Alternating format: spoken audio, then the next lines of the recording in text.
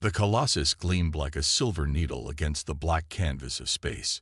5 kilometers of metal and technology, mankind's greatest creation.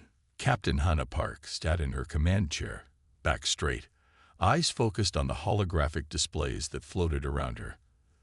The bridge hummed with activity as crew members worked at their stations. Hannah had earned this command through 20 years of service. The small scar above her right eyebrow from a training accident, the slight limp from a rescue mission gone wrong. Every mark told a story of dedication to humanity's quest for the stars. All systems nominal, Captain, said Chief Engineer Ta Kim, his fingers dancing across his control panel. Quantum drives operating at peak efficiency. Ta had been with the project since they laid the first keel plate. No one knew the ship's systems better than him. His meticulous attention to detail had saved lives during the testing phase. Hannah nodded. Prepare for departure. Our mission to investigate the stellar anomaly begins now. The Colossus housed 10,000 souls, scientists, engineers, military personnel, and support staff. Many had families on board in the habitat sections. This wasn't just a ship, it was a traveling city, built to sustain life for decades if necessary. Disengaging docking clamps, announced the docking officer. A series of heavy thuds echoed through the hull as massive mechanical arms released the Colossus. For something so large, the ship moved with surprising grace as its propulsion systems engaged. The stars seemed to shift as the vessel picked up speed. Science Officer Junli approached the captain. His thin frame and perpetually disheveled hair gave him the appearance of someone who frequently forgot to eat while lost in research. The anomaly's energy signature is unlike anything we've encountered before. Initial scans suggest it might be artificial in nature. Artificial? Hannah's eyebrow raised. You mean constructed? Possibly. June pulled up a 3-dimensional model of the anomaly. See these energy patterns? They repeat with mathematical precision. Natural phenomena don't behave this way. Hannah studied the model. Keep analyzing. I want theories before we arrive. The journey to the anomaly would take 3 weeks at maximum sustainable speed. The crew settled into their routines. In the recreation areas, people played games and shared meals. In the labs, scientists prepared equipment for their upcoming research. In the engine rooms, engineers monitored the massive power plants that drove them forward. Navigator Minji Han ran another routine check of their course. Her eyes narrowed as she noticed something odd in the data. The stellar mapping program showed coordinates that shouldn't exist. That can't be right, she muttered, running a diagnostic. The system reported no errors, yet the coordinates made no sense. According to the readings, they were simultaneously in their current location and somewhere millions of light years away. Minji called over her supervisor, who confirmed the strange readings. Similar reports began coming in from other sections of the ship. Captain called Security Director Jin Kang from his station. His broad shoulders tensed as he studied his displays. We're detecting a structured pattern in the interference. This isn't random, it's a signal. Jin pulled up the interference pattern on the main view screen. What had seemed like random static now appeared as complex, repeating sequences.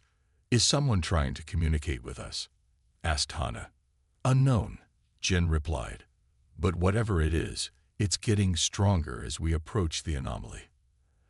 As days passed, the effects grew more pronounced. Equipment malfunctioned in strange ways. The ship's AI began translating the interference into sound, a haunting melody that made the hair on the back of people's necks stand up. 1 week from their destination, the dreams began. Crew members reported similar visions of a massive structure floating in space, pulsing with blue light. People who had never met described the same images. It's affecting our minds somehow, Dr. Yun Choi, the ship's chief medical officer, reported. Brain scans show unusual activity in the temporal lobe during these episodes. Hannah called a meeting of the ship's senior staff. Options. We could turn back, suggested Jin. Whatever this is, it's already affecting us from a distance. We're picking up transmissions from Earth, added Communications Officer Sung Park. They're detecting the signal too, though much weaker. This isn't just affecting us. Ta shook his head. The drives are showing microscopic changes in their quantum state. If this continues, we might lose propulsion altogether, so we might not be able to turn back even if we wanted to, Hannah concluded. She stood up, making her decision. We continue forward, but I want all non-essential personnel moved to the shielded central sections of the ship. As they approached the anomaly, the ship's sensors provided clearer images. What had appeared as a simple distortion in space revealed itself as a structure nearly twice the size of the Colossus, a massive ring composed of unknown materials, spinning slowly around an empty center filled with swirling energy. It's a gateway, breathed June, his eyes wide with wonder. The energy patterns, the structure, it's designed to create a stable wormhole. Built by whom? Asked Hannah. Not by any civilization we know of, Jun replied.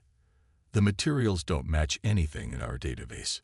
The Colossus came to a relative stop 5,000 kilometers from the gateway. Launch bays opened, and sensor probes shot out toward the structure. No reaction from the gateway, reported Jin. Probes approaching now. The crew watched in silence as the first probe entered the gateway's energy field. For a moment, nothing happened. Then the probe simply vanished. Probe 1 has disappeared from all sensors, announced the sensor operator.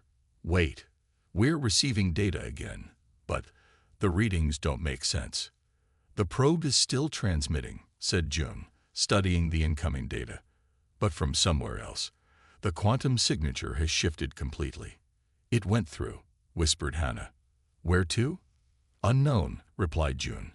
But the data suggests a region of space with different physical constants. The probe is experiencing time at a different rate. Before they could analyze further, the gateway pulsed. A wave of energy washed over the Colossus, temporarily disrupting systems throughout the ship. When power stabilized, the gateway had changed. The swirling energy in its center had calmed, forming a smooth mirror-like surface. And in that surface, they saw something moving, shapes approaching from the other side. Captain, Jin's voice was tense. Something's coming through. The mirror-like surface rippled. A small object emerged, metallic, roughly spherical, about the size of a human head. It hovered in space for a moment, then began moving directly toward the Colossus. Defensive systems on standby, ordered Jin. Hold fire, countered Hannah. Let's see what it does. The sphere stopped 100 meters from the ship's hull. It rotated slowly, seemingly scanning the massive vessel. It's transmitting, reported Sung. Different pattern from the gateway signal. More structured. Can we decode it? Asked Hannah. Working on it, Sung replied, his fingers flying across his controls. There's something familiar about the mathematical base. It's responding to our computer protocols. It's adapting to communicate. The main view screen flickered.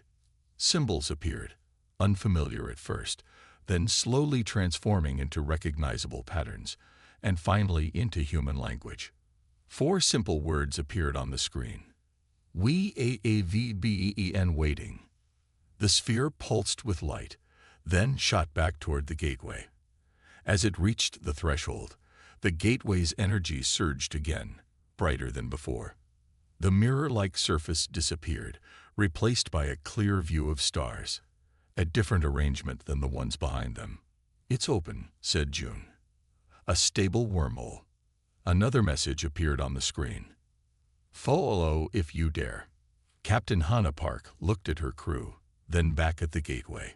Humanity had built the Colossus to explore, to discover, to make contact. Now, at the edge of known space, they faced their greatest challenge. All hands, Hannah's voice rang through the ship's communication system. Prepare for transition. We're going through. The Colossus moved forward, its massive hull reflecting the energy of the gateway. As the bow touched the threshold, reality itself seemed to bend around them. The stars stretched into lines of light, and the universe as they knew it fell away. Humanity's first step into the true unknown had begun. The Colossus shuddered as it emerged from the gateway. For a moment, all systems went dark. Then, one by one, the screens and lights flickered back to life. Captain Hannah Park gripped her command chair, waiting for her vision to clear. "Status report," she ordered, her voice steady despite the lingering dizziness. "All systems recovering," said Chief Engineer Ta. "Minor damage to outer hull sections. No casualties reported." The bridge crew worked quickly to restore full functionality. Navigator Minji took the first clear readings of their new position. "Captain, I don't know where we are. These stars don't match any known configurations." Hannah looked at the main view screen. The gateway had disappeared behind them, leaving only empty space where it had been. Ahead lay an unfamiliar star field, dominated by a brilliant blue-white star. "Full sensor sweep," Hannah ordered. "I want to know everything about where we've landed." Science Officer June studied the incoming data. Breathable atmosphere on the third planet. Signs of advanced technology. Energy readings consistent with spacefaring civilization. "Captain," called Tactical Officer Dayun suddenly.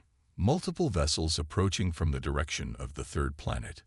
"Defensive posture," Hannah ordered, "but no weapons active. First contact protocols in effect." The crew watched as the sensor display tracked the approaching ships. There were 12 of them, moving in a formation that suggested military training. "Configuration unknown," reported Da. "They're small." "Define small," Hannah said. "The largest is approximately 400 meters in length, barely a tenth the size of the Colossus." On the main view screen, the approaching fleet became visible. The ships were unlike anything human engineers had ever designed. They resembled giant crystals, translucent, with internal structures that glowed with changing colors. They moved with incredible grace, as if dancing through space rather than flying. "Beautiful," someone whispered. "They're scanning us," reported Jin, the security director. Their energy signatures just spiked. Communications Officer Su Choi's console lit up suddenly. "We're receiving a transmission, Captain. It's complex.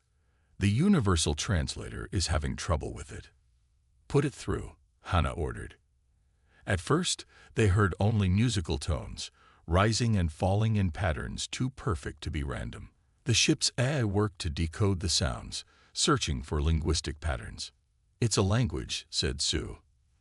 "The AI is adapting. Wait, we're getting something." The musical tones continued, but now words appeared on screen. "Unknown vessel, hail to your a peepgar oish." "Open a channel," said Hannah. "Transmit standard first contact greeting in all formats." The ship sent out a carefully designed message. Mathematical sequences, basic scientific constants, and simple images designed to convey peaceful intent. "They're responding," said Sue. "They're requesting visual communication." "Granted," Hannah replied, straightening her uniform. A holographic projection materialized on the bridge, a slender, luminescent being with translucent skin and 4 arms. It floated within the projection field, its body giving off gentle pulses of light that seemed to match its speech. It spoke in those same musical tones, which the ship's AI now translated more smoothly. "Unknown vessel, you have entered Sylphid space. Identify yourselves." Hannah stepped forward. "I am Captain Hannah Park of the Earth vessel Colossus. We come in peace from a planet called Earth, through the gateway. We are explorers." The alien seemed to study her, its large, pupil-less eyes blinking slowly. The being's skin was so translucent that Hannah could see what appeared to be circulatory and nervous systems glowing beneath the surface. "I am Ambassador Trill of the Sylphid Concord," the alien replied. "Your presence is unexpected. No species has used that ancient gateway in 10,000 cycles." Trill's head tilted in what seemed like confusion. Its gaze moved beyond Hannah, taking in the bridge and crew. "Your warship is larger than any in the known galaxy. Why have you brought such a weapon to our home?" The question caught Hannah off guard. "Not a warship," she corrected. "The Colossus is an exploration vessel. Trill's skin flashed with patterns of light. An exploration vessel with energy readings consistent with planetary bombardment capabilities, with armor thicker than our defensive stations, with a crew larger than most of our colonies. On the tactical display, Hannah noticed the alien ships had adjusted their formation, surrounding the Colossus in what could only be described as an attack position. Our vessel is designed for long-term, self-sufficient exploration, Hannah explained carefully. Its size allows us to carry all necessary supplies and scientific equipment. We designed it to survive unknown dangers, not to threaten others. Your species builds quite differently than the Concorde, Trill observed. We value efficiency and harmony with space itself. Your vessel seems designed to impose its will. Jin leaned toward Hannah. Captain, their ships are powering up what appear to be weapon systems. Hannah nodded slightly, acknowledging the information without taking her eyes off Trill. Ambassador, I assure you we have no hostile intent. We came through the gateway seeking knowledge and friendship. Your assurances are noted, said Trill. However, protocol demands caution. You will power down your propulsion and weapon systems while we verify your claims. Hannah heard Jin inhale sharply beside her. Powering down would leave them vulnerable. Ambassador, Hannah replied carefully. As a gesture of goodwill, I am willing to power down our forward propulsion. However, our defensive systems must remain active as a standard safety protocol. I hope you understand that in our position, meeting an unknown species, some caution is also reasonable on our part. Trill's skin darkened slightly. Your caution is a vessel that could devastate our entire fleet with minimal effort. Our caution is simply asking you to demonstrate peaceful intent. The tension on the bridge grew palpable. Day reported quietly that targeting systems on the alien vessels had locked onto the Colossus. Perhaps, Hannah suggested, we could both take a step back.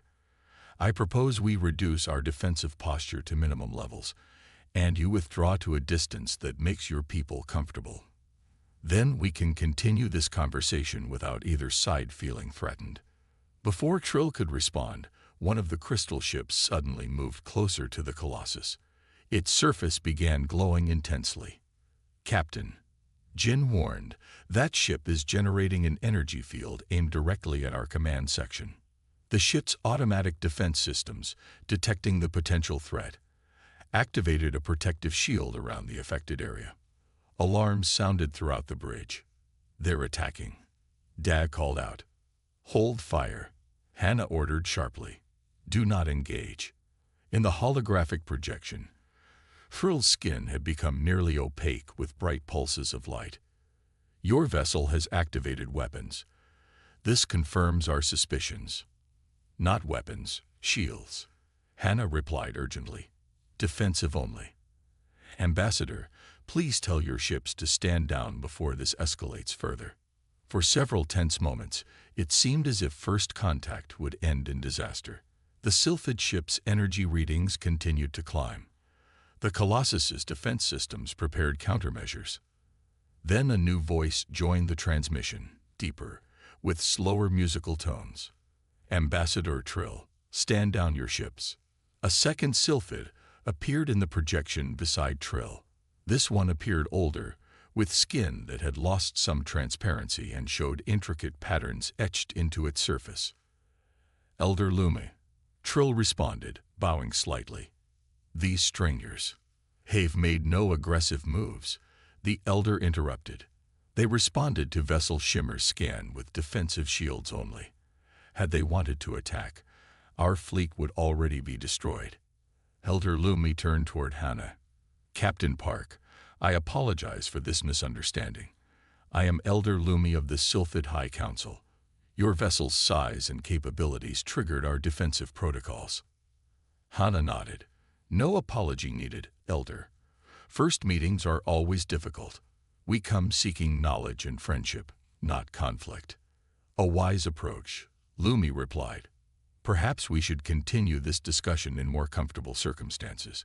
Would you and a small delegation join me aboard our command vessel? It would give us a chance to learn about each other properly. Hannah considered the invitation.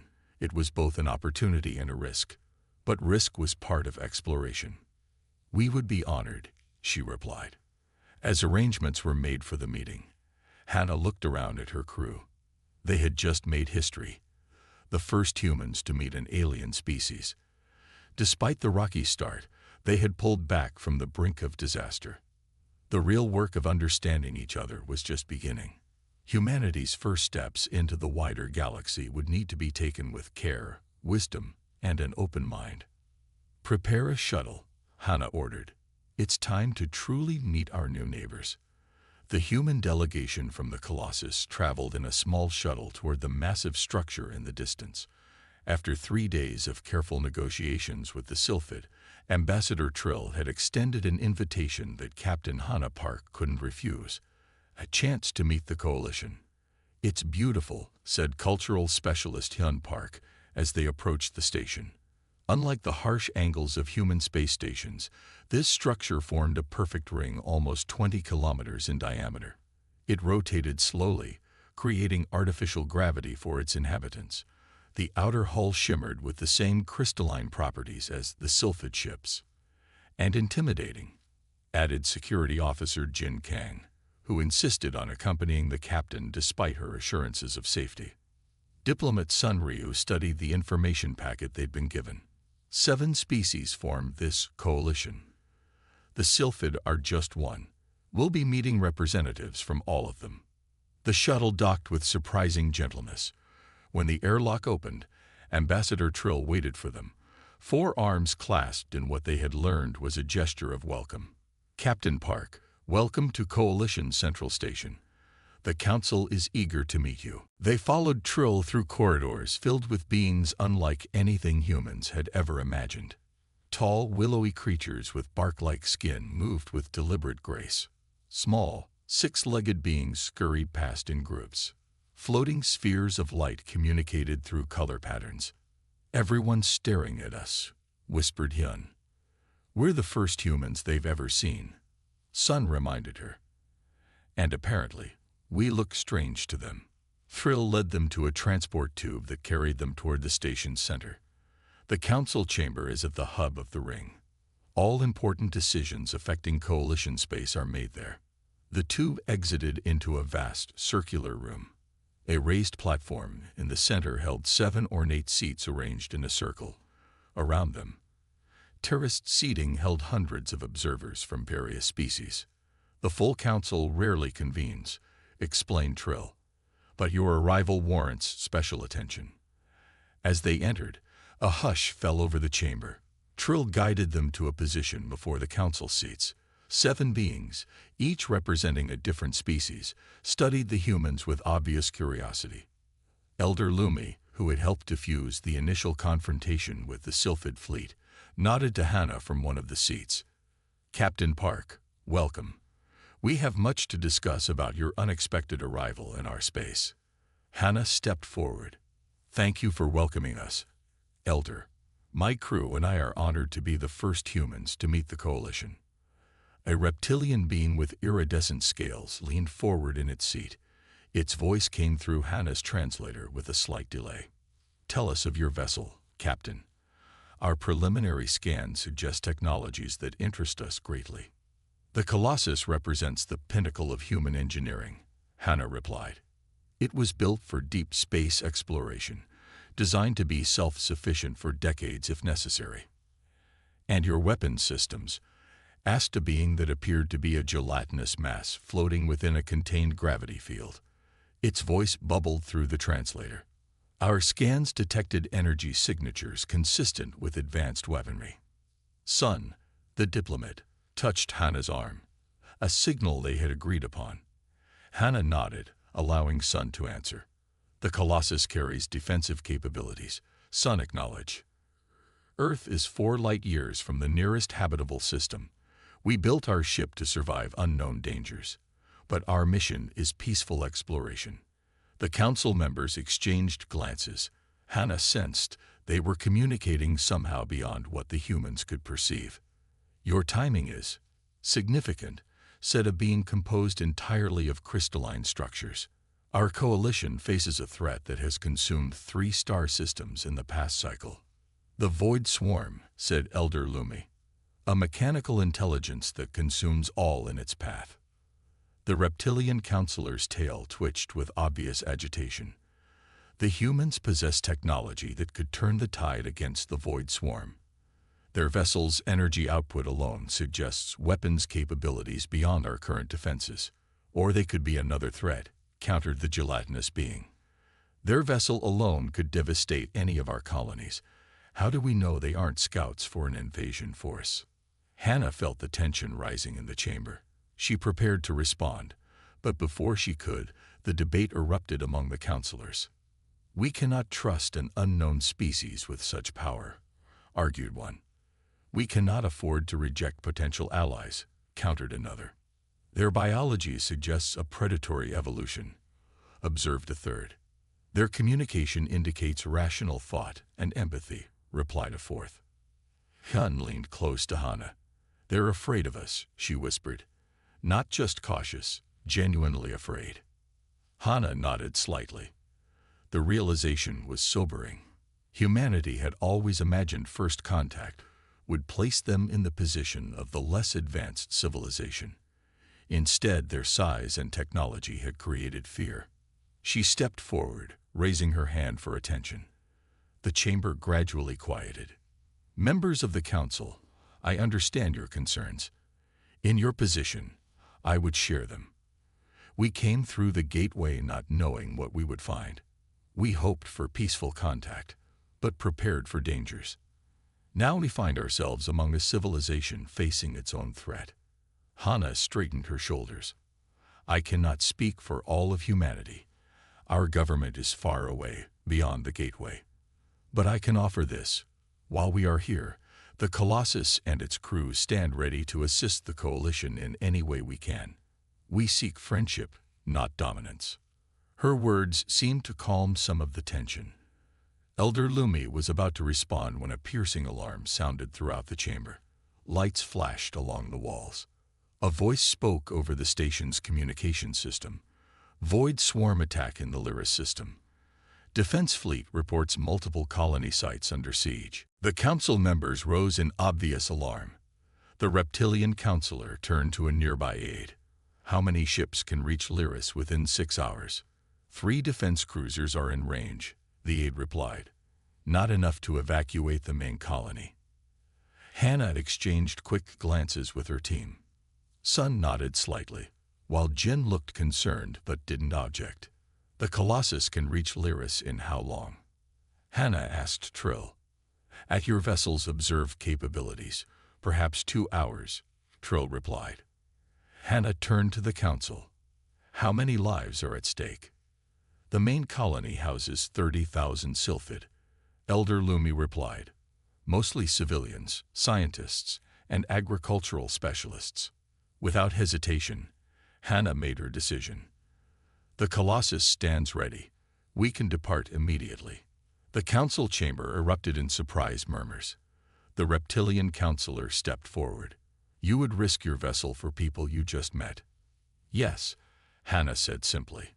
That's what explorers do. We help where we can. Elder Lumi studied Hannah for a long moment. This could be a trap, Captain. The Void Swarm is unlike any enemy you have faced. Then brief us on the way, Hannah replied. We have 2 hours to prepare. The journey to the Lyris system was tense. The Colossus traveled at maximum speed, its engines pushing harder than ever before. In the briefing room, Coalition military advisors shared everything they knew about the Void Swarm. They began as mining drones, explained the reptilian military advisor, who had introduced himself as Commander Vex, created to harvest resources from dead worlds. When their creators disappeared, the swarm evolved. Now they harvest living worlds too. Tactical displays showed mechanical entities of various sizes, from small drones to massive processing ships.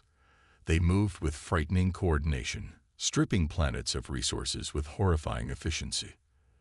They adapt to our weapons, Vex continued. Each encounter, they learn.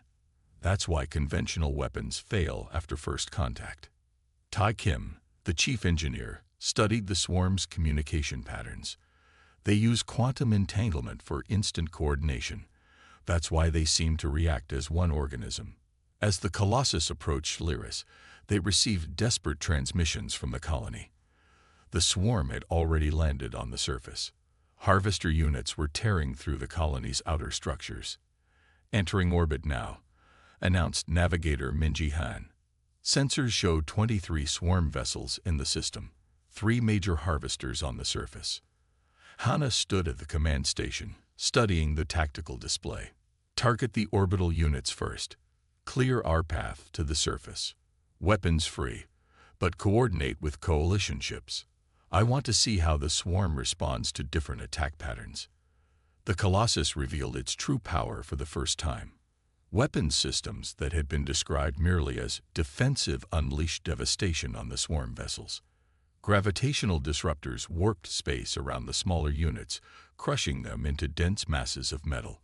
Plasma lances cut through the larger ships with surgical precision.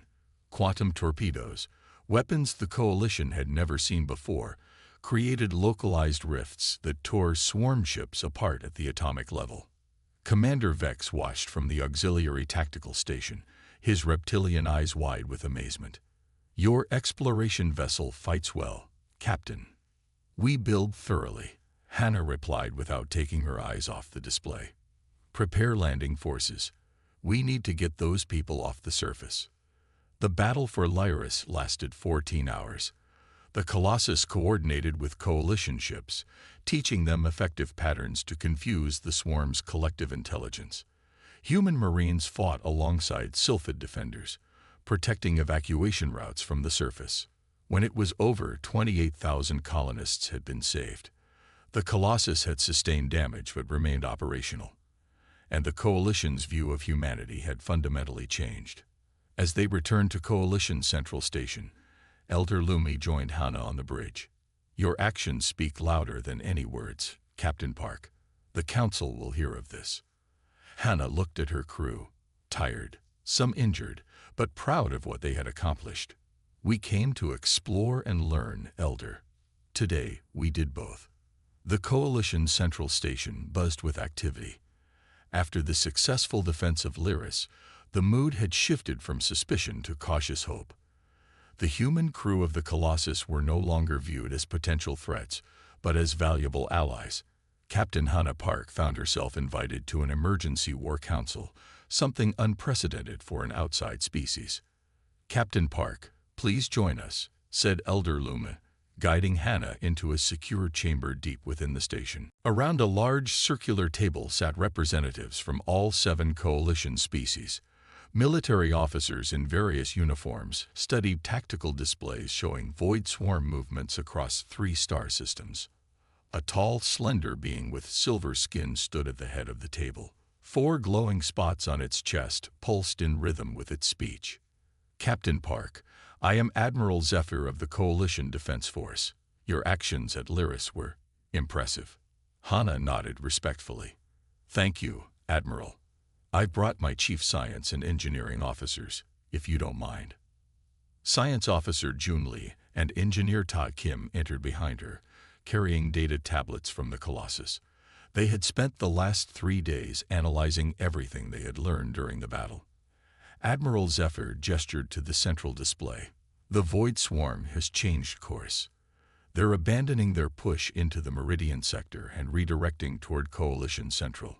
They seem to have identified the Colossus as a primary threat." "They're learning," said Commander Vex, the reptilian officer who had fought alongside them at Lyris. "That's what makes them so dangerous. Their computational power outmatches our predictive capabilities." June studied the display, his eyes narrowing. "May I?" he asked, gesturing to the control panel. Admiral Zephyr nodded. June connected his tablet to the system, uploading data collected during the battle.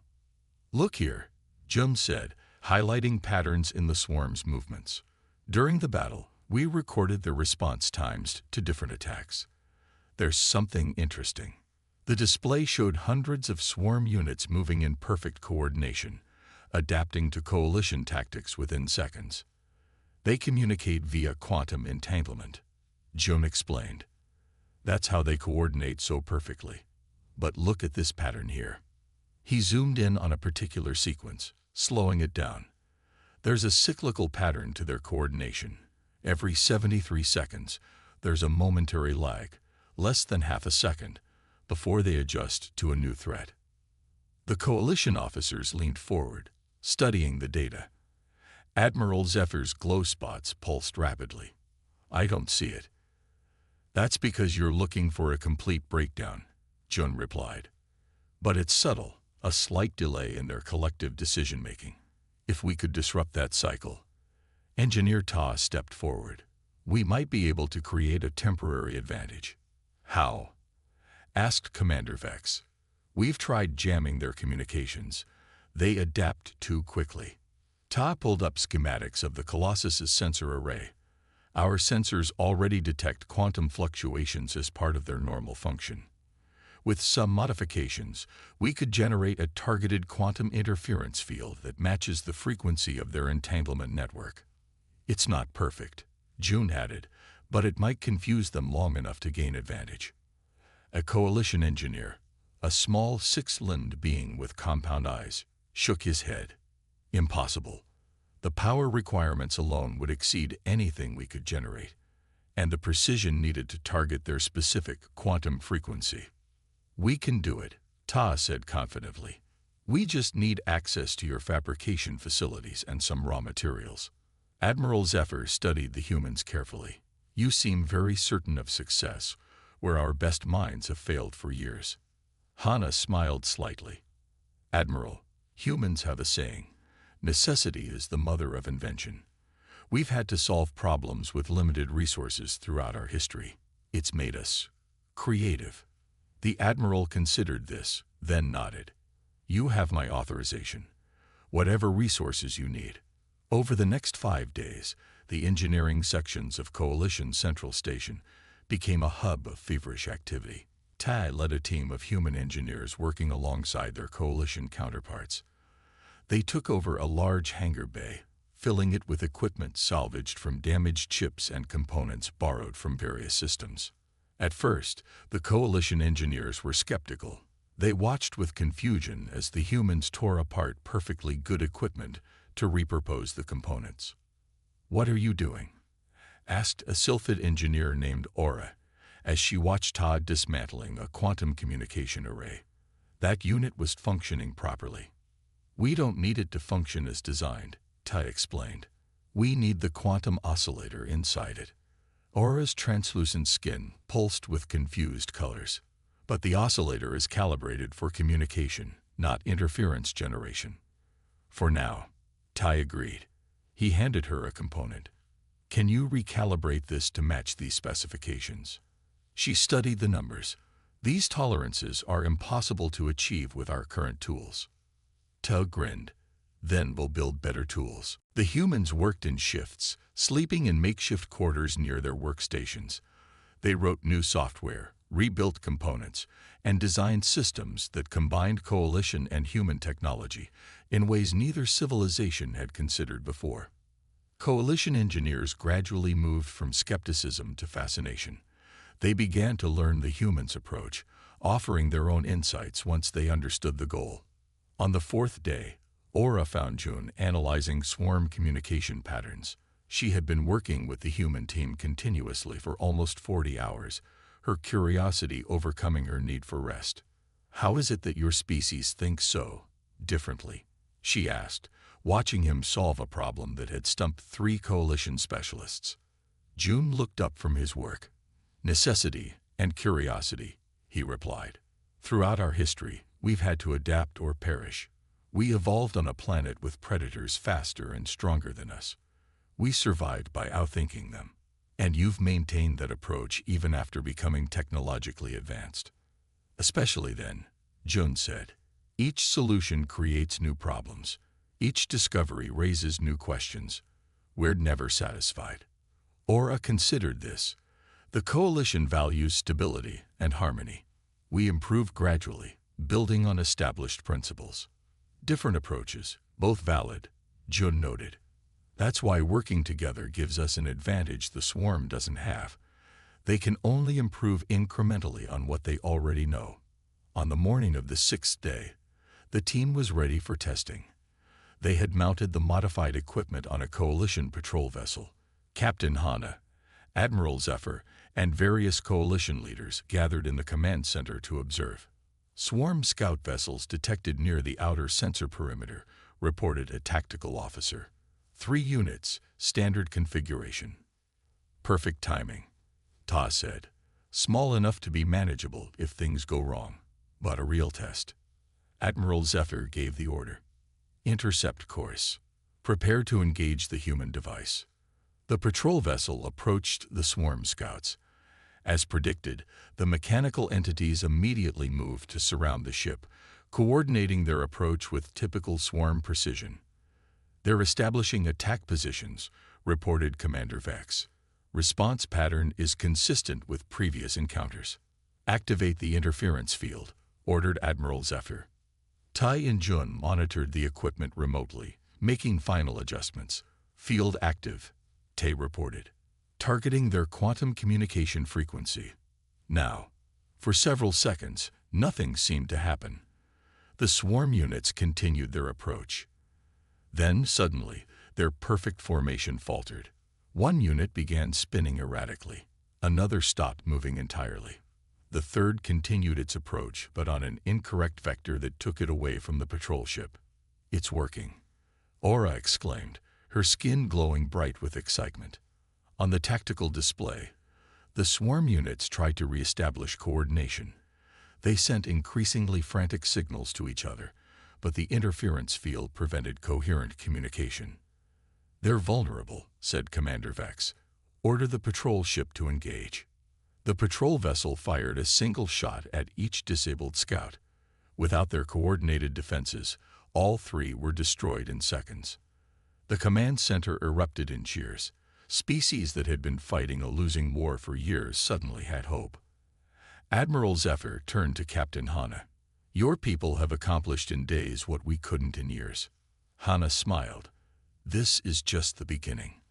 The interference field works on small groups, but we'll need to scale it up for major confrontations, and the swarm will eventually adapt. But not immediately, June added. We've bought ourselves time. Admiral Zephyr's glow spots pulsed with what Hana had learned to recognize as determination. Then we must use that time wisely. The Coalition Council meets tomorrow. They need to see this. As the celebration continued around them, Tay approached Hana quietly. Captain, I've been thinking. If we could get close enough to the swarm's central nexus, the hub that coordinates all their activities, we might be able to generate an interference field that would affect their entire network. Hana considered this. Can you build something powerful enough? Ta nodded. With coalition resources and the Colossus power systems. Yes, but we'd need to get close to their core territory. One step at a time, Chief, Hana replied. Let's show the Council what we've accomplished. Then we can plan our next move. As they left the command center, Hana noticed coalition officers treating her crew with new respect. The humans had proven themselves not just as warriors, but as innovators. In facing this crisis together, the beginnings of real trust had formed. The massive display on Coalition Central Station showed a red dot deep in uncharted space. Captain Hana Park stood before the Coalition Council, pointing to the location. We believe this is the Void Swarm's central nexus, she said, the hub that coordinates all their activities. The council members exchanged glances of disbelief. For centuries, they had fought the swarm without discovering its source. How can you be certain? Asked Elder Lumi. We have searched for the nexus for generations. Science Officer June stepped forward.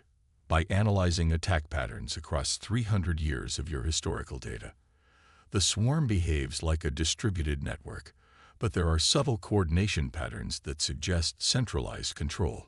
June showed a series of equations and movement patterns. Most council members couldn't follow the complex mathematics, but Admiral Zephyr understood enough. They're right, the Admiral confirmed. The pattern is there. We just never had the right perspective to see it. The reptilian commander Vex leaned forward. Even if this nexus exists, it would be in the heart of swarm territory, heavily defended. A suicide mission. Not necessarily, Engineer Tay replied. We can prove the quantum disruption field. With the Colossus's power systems, we can generate a field strong enough to temporarily disable swarm units within a large radius. Temporarily, repeated the gelatinous counselor. And then what? Then we strike at the heart, Hannah said simply. One decisive blow to end the threat. After 2 days of debate, the council approved the mission.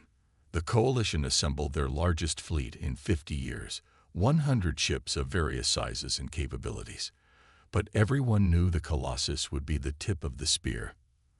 The night before departure, Hannah couldn't sleep. She walked the quiet corridors of her ship, checking in with crew members preparing for battle. In engineering, she found Ty still working on the disruption field generator. You should rest, Chief, she said. Ty looked up from his work, dark circles under his eyes. I'll rest when we're done, Captain. I need to squeeze every bit of power I can from the system. Will it work? It has to, he replied. In the morning, the combined fleet departed. The journey would take 8 days. Traveling through areas of space the Coalition had abandoned to the swarm years ago. Scouts reported increasing swarm activity as they approached the target. On the 7th day, Admiral Zephyr joined Hannah on the Colossus Bridge for final planning. Once we enter the nebula, we'll face at least 500 swarm vessels, the Admiral said. Your ship will lead the assault while our faster vessels draw off their defenders. Hannah studied the tactical display. The nebula will limit sensor range. We'll need tight formation until we confirm the Nexus location. This plan risks everything on one strike, Zephyr noted. If we fail, we won't, Hannah said firmly. On the final approach, Hannah addressed the combined coalition and human forces. Her voice transmitted to every ship in the fleet. This mission is unlike any other in our histories, she began. Today we fight not just for humanity or the coalition, but for all sentient life. The Void Swarm threatens everything we value. Freedom, growth, creativity. These are not just human ideals or coalition principles. They are the birthright of all thinking beings. Across the fleet, crews listened in respectful silence. Each of us comes from different worlds, different traditions. But today, we stand as one. Remember why we fight. Remember those we protect. And know that whatever happens, this day will be remembered among the stars. The fleet entered the nebula at maximum speed. As predicted, swarm vessels emerged from hiding places among the gas clouds. The battle began with a fury that lit up the nebula. Coalition ships executed their plan perfectly, drawing swarm defenders away from the Colossus's path. The human vessel pushed forward, its superior firepower clearing a path through the chaos. Nexus detected, reported Navigator Minji. Massive structure at coordinates 227 Mark 43. On the view screen, they saw it for the first time. A sphere the size of a small moon, surrounded by a cloud of swarm units so dense it looked like a solid shell. All ships, focus fire on Section Gamma 6, ordered Admiral Zephyr. Create an opening for the Colossus. Coalition ships converge, pouring concentrated fire onto a single section of the defensive shell. Slowly, a gap appeared. That's our window, Hannah said. Full power to forward shields. Push through. The Colossus surged forward, its massive bulk driving into the gap. Swarm units swarmed over the hull, attaching themselves to the ship and cutting through its armor. Hull breaches on decks 7 through 12, reported Security Director Jin. Emergency force fields holding at 60%. A massive impact rocked the bridge. Consoles exploded in showers of sparks. 3 crew members were thrown from their stations. Direct hit to main power distribution, called Engineer Tai over the comm. Redirecting through secondary systems. Hannah gripped her command chair as the ship shuddered around her. Distance to target. 5,000 kilometers in closing, replied Minji, wiping blood from a cut on her forehead. Another explosion tore through the lower decks. Engineering sections reporting critical systems failures. Jin announced. Main reactor containment at risk. Despite the damage, the Colossus pushed onward. The Nexus grew larger on the view screen, its surface covered with complex patterns that pulsed with energy. 1,000 kilometers, reported Minji. We're within range. Hannah opened a channel to engineering. Status on the disruption field. Ready, Captain, came the strained reply. But it will drain our remaining power. We'll have nothing left for weapons or shields. We have one shot at this, Hannah told her wounded crew. Make it count. The Colossus approached the Nexus surface. Swarm units continued their assault, tearing at the ship's hull like metal insects. Activate disruption field, ordered Hannah. Tai initiated the sequence. The Colossus's remaining power flowed into the field generator. A wave of quantum energy burst from the ship in all directions. Across the battlefield, swarm units faltered. Those attached to the Colossus's hull froze in place. Field effective, reported Jun.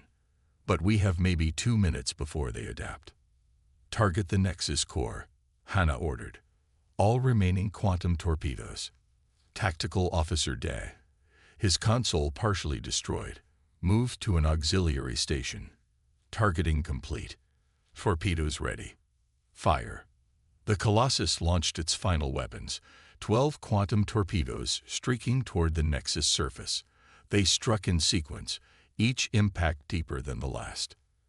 The Nexus surface began to crack, revealing the computational core beneath. Direct hits, reported Da, reading massive energy fluctuations within the Nexus. On the view screen, they watched as the cracks spread across the Nexus surface. Light poured from the fractures as the structure began to collapse from within. Get us out of here, Hannah ordered. Everything we have left to engines. The Colossus turned away from the disintegrating Nexus, its damaged engines struggling to generate thrust. Behind them, the Nexus imploded, releasing a shockwave that overtook the retreating ship. The impact threw everyone to the deck. Emergency lights flickered and died. For several terrifying minutes, the Colossus drifted in darkness. Slowly, backup systems came online. Damage reports flooded in from all sections. The ship was crippled but intact. Status of the swarm, Hannah asked as soon as communications were restored. Admiral Zephyr's voice came through, distorted but clear enough. Deactivated. All of them. Whatever you did, it worked. The swarm units just shut down. Across the battlefield, coalition ships reported the same phenomenon. Swarm units drifting powerless. No signs of reactivation. No coordinated response. It took 3 months to repair the Colossus enough for space travel. Coalition engineers worked alongside the human crew, learning from each other as they rebuilt damaged systems. The ship would never be the same. Battle scars marked its hull, and some sections were sealed permanently, but it could take them home. On the day of departure, coalition representatives from all 7 species came aboard for a formal ceremony. The council chamber on Coalition Central had been too damaged in the war, so they gathered in the Colossus' repaired main hangar. Ambassador Trill, now elevated to High Council status, approached Captain Hannah. The sylphid's skin glowed with formal patterns as he presented her with a crystal sphere. This contains star charts of all Coalition space, Trill explained, and an encoded message for your leaders. The Coalition formally extends an invitation to humanity to join our alliance as equals among the stars. Hannah accepted the gift. I will deliver your message, but I cannot speak for all humanity. We understand, said Elder Lumi, but you have spoken through your actions. Your people have proven that strength comes in many forms. We would be honored to call humans our allies. As the Colossus approached the gateway that would take them home, Communications Officer Sue prepared a message. After weeks of careful drafting, reviewing every word with diplomatic precision, it was time to contact Earth. Ready to transmit, Captain, Sue reported. Hannah nodded. Send it. Sue's fingers tap the final command, sending humanity's most important message across the void. Earth Central